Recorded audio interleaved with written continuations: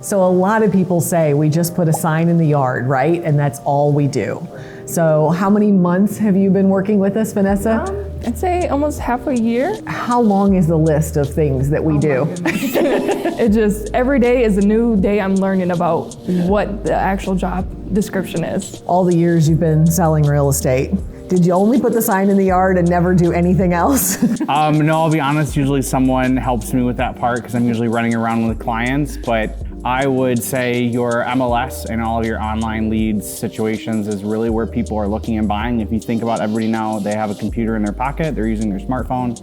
So yeah, they're definitely not just looking at a sign, driving by looking for houses, they're using maps and GPSs and looking for specific schools and neighborhoods and other like wants and needs. Yeah, and so our job is to not only put that sign in the yard, but it is to expose your property to every different demographic and every different area possible, because many of our buyers are coming from all over the state, all over the country, sometimes even all over the world. But we are seeing that we need to make sure that not only are we having your property out there on the multiple listing, and we have multiple listings that we put your property in, so that's another step. And then also all of the different online platforms. We also do postcards, we do calls, we do mailings, we do social media, and not just Facebook, we do Instagram and we do Google placement ads. And so there's so many other steps that we do besides just putting the sign in the yard. And even when it's a seller's market, I have many sellers who say, well, sure, I can just put the sign in the yard, no big deal. We don't need you. Well, let's talk about pricing. Let's talk about negotiating contract. Let's talk about negotiating inspections. So many different steps in the process, right? Right. And actually, as a matter of fact, one of the things, and I need to do a better job of explaining this, but in our market, we're kind of unique where we have two MLSs, which is a multi-listing service. And so we have a Rockford-based one and we have a Chicago-based one. 20 years ago, et cetera, like you saw a new sort of Chicago MLS, which is about 50,000 plus agents and encompasses several different states with that MLS. Whereas Rockford, or Paragon, that specific MLS is actually started and based out of the Rockford and Freeport area. Originally there was two MLSs. There was your Rockford area, your Freeport. Freeport dissolved and Rockford absorbed them. So you as a seller, especially sellers, it's really important. Not only are we not just putting the sign in the yard, but you really should have an agent. If you're in the Freeport, Rockford market, you should have an agent that subscribes to both MLSs, is putting your listing on both MLSs with all of your photos. And so unfortunately in our area, I don't know how we would do it without both. So there's so many other things in there that not only as I was talking about all the consumers we're wanting to market to, we want to make sure that we're marketing to all the realtors, because no matter whether your realtor's coming from Freeport or Galena or Dixon or Rockford or Rochelle or Lake in the Hills or whatever, wherever they're coming from, we want to make sure that that realtor has the information just as much as the consumer does. So how many times do you get a call from someone who says, I want to set up a showing from Zillow? Quite often. I actually had one yesterday where they clicked the phone number, gave us a call and everything, wanted to go ahead and schedule an appointment. I'm like, okay, great. I'll contact the agent, see what time will work best with his schedule. Oh, well, I already have a realtor. I'm like, okay. Wait, then you should be contacting your realtor. And this is just a quick caveat as to why you should not be calling the listing agent to show you a house.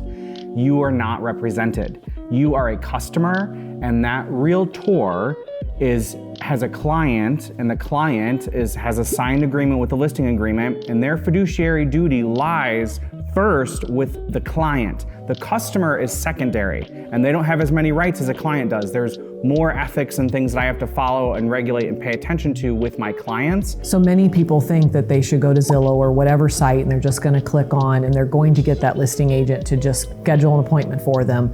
Even if you are the listing agent, most listing agents are going to say, you're already working with an agent, I want you to come in with your agent. We want your agent to see the property with you and be able to discuss with you and help you and advise you and things like that. Like Brandon said, if the listing agent does go show you the property, they're representing the seller. What are they going to give you? Advice, information, things like that. And so again, who are they looking out for? They're looking out for their seller. They're not there looking out for you.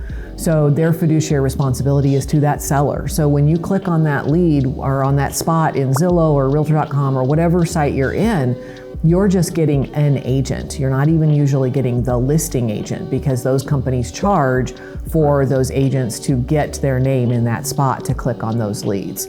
So big misconception out there as to what Zillow is and how those leads come to whatever agent those leads are going to, or whatever team they're going to, most definitely. So some people say, this is a hobby, or this is a part-time job, or you only, work part-time, or you work banker's hours. Evenings, weekends, holidays, most of the time, that's when we are working, because when you're off work, let's face it, that's when you need us, right? There's a few major holidays that it's quiet.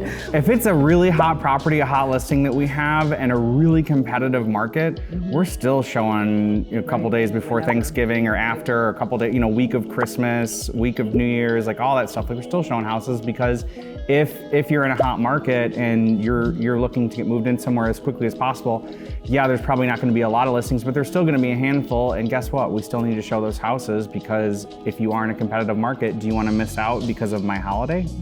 You're probably not going to be super happy with me. This is a huge purchase for the buyer, and they want to get in first or as quickly as possible.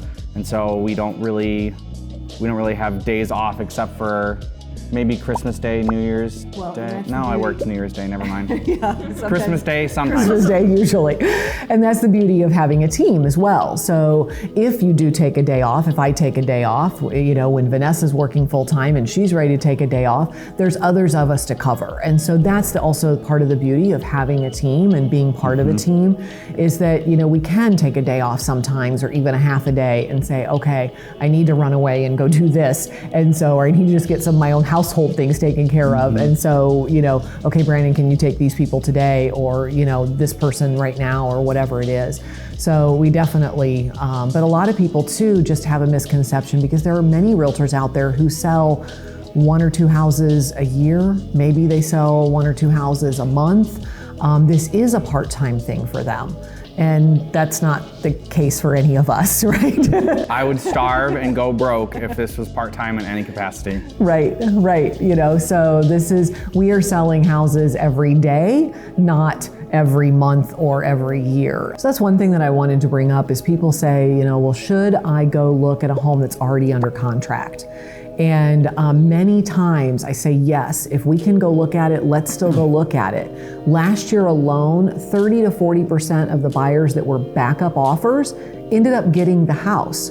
Because how many times does that first offer fall apart? And if that seller knows that they've got this backup offer, and maybe it's a really good backup offer, if that buyer just blinks wrong and defaults on anything, the seller's gonna say, oh, okay, I'm going on with buyer number 2. Will selling a home on your own save you money?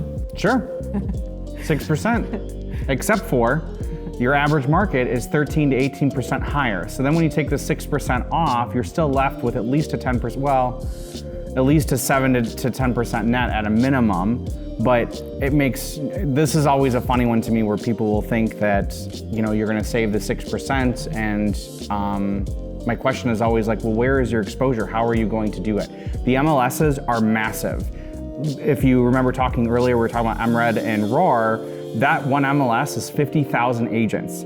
Anyone coming to our market that subscribes to that, another agent can see that. So you as a consumer, if you're just doing for sale by owner, which is a sign in the yard and maybe a Facebook post, or is Craigslist even around anymore? I forget something of that nature, like a newspaper board posting, whatever, you're not getting any exposure. Yeah, so I had a perfect example last year, and a seller said, hey, it's a great seller's market. We think we can just put the sign in the yard, we can put it in Facebook. We've already had people asking us, when we're gonna have our house ready for sale. We've got a couple showings lined up. And I said, okay, can we sit down and talk about this? And can we talk about all of the different things that we do and that we're here to help you with, and all the things that may come up? And maybe they won't, but what if they do? How are you going to handle those? Do you have someone who is ready and able to help you negotiate negotiate with inspections, someone who's able to help you negotiate with multiple offers, someone who's able to help you if there's an appraisal issue, someone who's able to help you weigh those multiple offers between the others and get the information from the buyer or the buyer's agents. Because even though they had a couple of inquiries, guess what? A couple of those buyers, both came with agents. So now your buyer is represented and you're not. Is that going to be in your best interest? So we ended up talking about it. They decided to list the house. We listed the house substantially higher, more than 10% higher than what they thought they were going to sell it for. We ended up getting multiple offers, going over asking price. They ended up netting. Let me say that again. They ended up netting more than what they thought they were actually going to be able to list the house for when they were trying to do it on their own. Yes, so many people say, and they see the articles, realtors sold millions of dollars in homes, and they see the commission check and they say, oh, you're making thousands of dollars. And oh, is that just such a misunderstanding, right? Yes. Old school, when I got into the business, I was given this whole put a dollar in front of you and say, okay, our commission might be $5, $6, whatever it is. And so you take 2 or 3 of those dollars and right away say, okay, that goes over to the buyer's brokerage. That's gone. So I have $3 left, let's say. Okay, now I'm gonna pay my marketing and I'm gonna pay my team and my staff. I'm gonna pay for my multiple listing and all of my dues. And then when it's all done, do I have a quarter left or a half a dollar left? Or I definitely don't have a dollar left. Do I maybe have 10 cents left? So the profit margins are not what you think. If we could show you the advertising costs and the marketing costs and the things just to keep our license alone, we've talked before about agents who sell 1 or 2 houses a year, and we all look at each other and go, how do they even do that? Because just our dues alone. Each MLS is like what, $1,300, $1,400? Yeah, we're paying over $1,000 a year for different multiple listings. State associations, national associations. We have a lockbox key. We have the actual lockboxes. We have signs. And that's before you even do any advertising. And that's before we pay for insurance, because we have errors on emissions insurance, we have liability insurance, we have franchise fees. The franchise fees to have RE/MAX after my store name. Right, so, and we love our franchise, but everything costs money. Right. And so, we all know costs have gone up on everything, salaries, everything. So yes, so talk to your agent about, you think that, okay, they're making too much. Let's talk about where that goes. And we've talked about, okay, do you want me to spend less so you can pay me less? Well, then let's not do all the professional videos and pictures. Let's not do the postcards and the mailings and the phone calls. What is it that you want us to skip out of that marketing plan? Because we have a set commission that we pay in our office and our team, but that's because we know the things that we do. It's set in our team, not in our market or anything else. It's what we know we can charge to actually end up with 10 cents at the end of the day. We've talked about so many different things. You can always comment below. You can send us a message. You can text or call 815-297-1778. We're all here to help you, and we are glad to continue this conversation.